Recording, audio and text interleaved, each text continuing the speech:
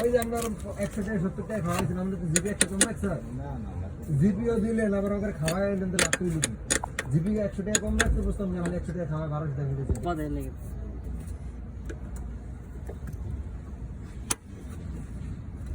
এই যে 2400 এই 2400 এই 5400 5400 হয়েছে কত 7800 মাইনাস 3750 নাকি